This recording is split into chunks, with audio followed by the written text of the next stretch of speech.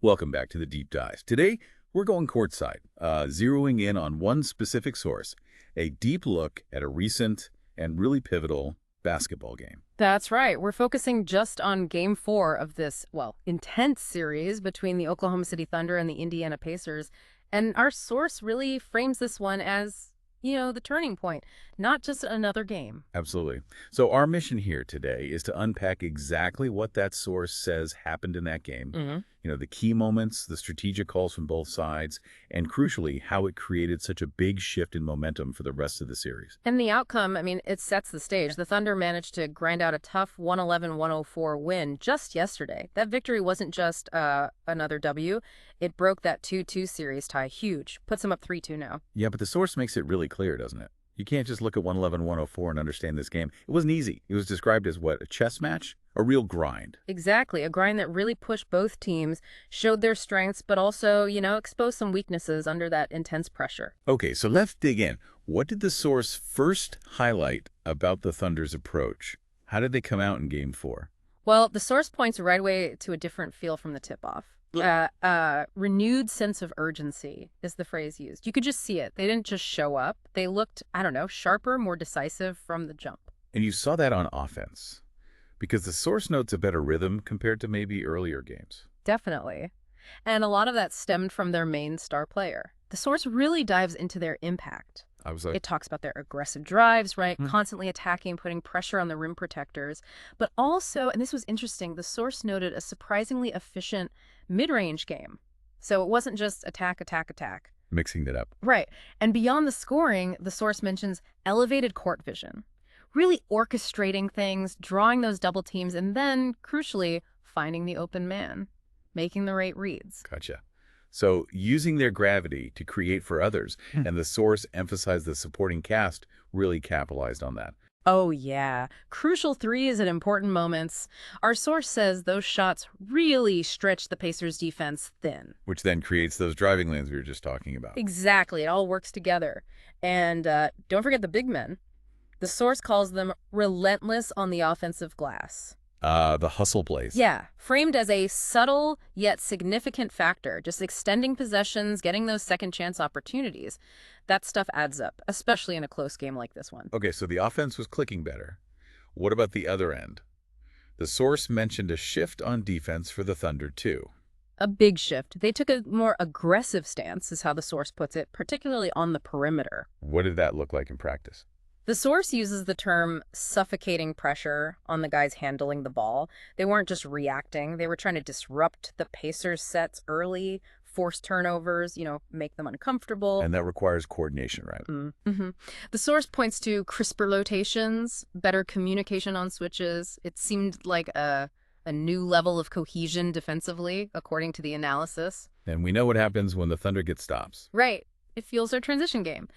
Those stops and turnovers led directly to fast break opportunities, and with their athleticism and youth, as the source notes, they were really effective at converting those chances before the Pacers could even set up their easy points. You mentioned urgency earlier.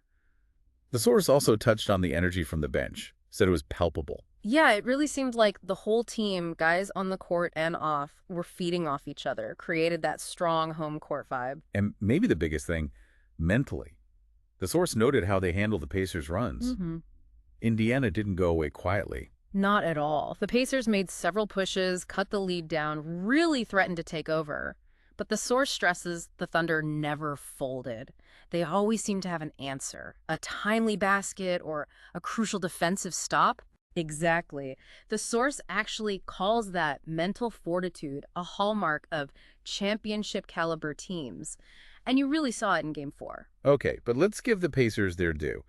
The source definitely recognized them as a formidable opponent, played with real tenacious spirit. Oh, absolutely, no question. Their offense, that quick ball movement, those intelligent off-ball cuts, that stuff poses real challenges for any defense. Keeps you on your toes. And their point guard, the source didn't name him, but described him as a maestro of the pick and roll. What did the source say about his impact? Just constantly probing, right? Getting into the lane, dishing out assists, but also hitting those timely jumpers himself to stop Thunder runs or keep the Pacers close. A really difficult cover. And they have shooters elsewhere, too. Yeah, the source highlights their shooting from beyond the arc as a constant threat. That forces the Thunder defense to extend, which can open up other things. And they battle inside, too, right? Didn't just rely on jumpers. No, they fought valiantly on the boards, especially in the paint. They didn't concede anything easily down low. And that resilience we talked about with the Thunder, the Pacers showed it too. The source detailed those multiple second-half surges. Made it a nail-biting finish. You have to credit their never-say-die attitude. And the source also gives a nod to their coach for making timely adjustments, trying different defensive looks, mixing up offensive sets to try and counter what the Thunder were doing. They threw a lot at them. Okay, so both teams fighting hard, both making plays, both showing resilience.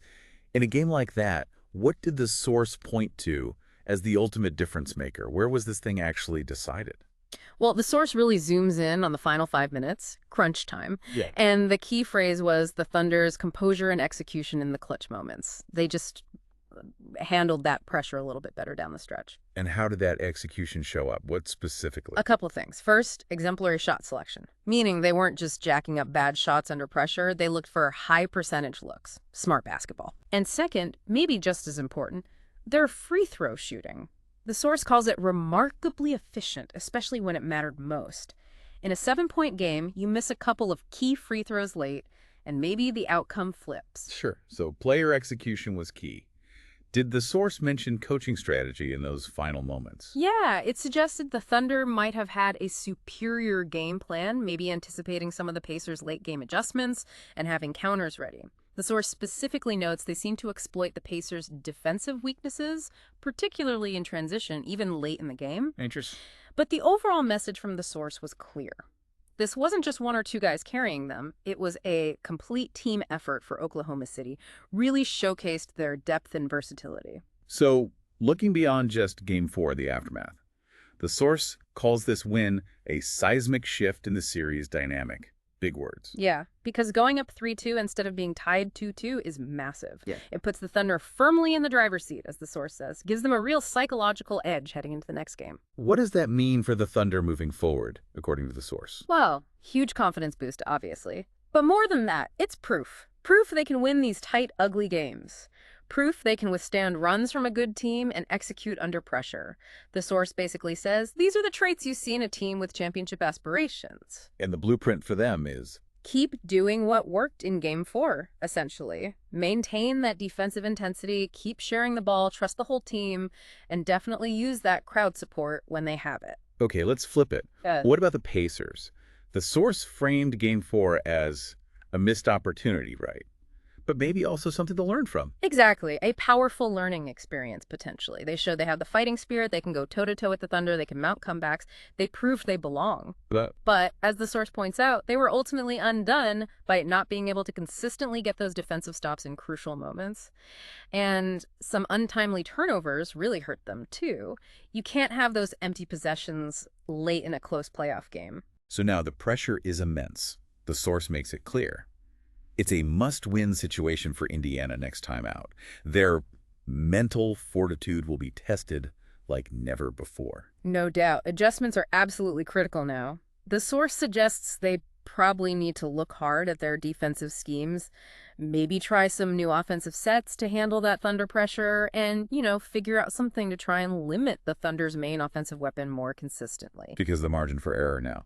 It's incredibly thin, as the source puts it. Gone. So what do they need to do? They basically have to embrace the underdog role, play with pure desperation in a controlled way, hopefully, and just find that extra gear. You sometimes see teams do that with their backs against the wall. The source ends that section saying the whole narrative of this series has taken a dramatic turn. Right.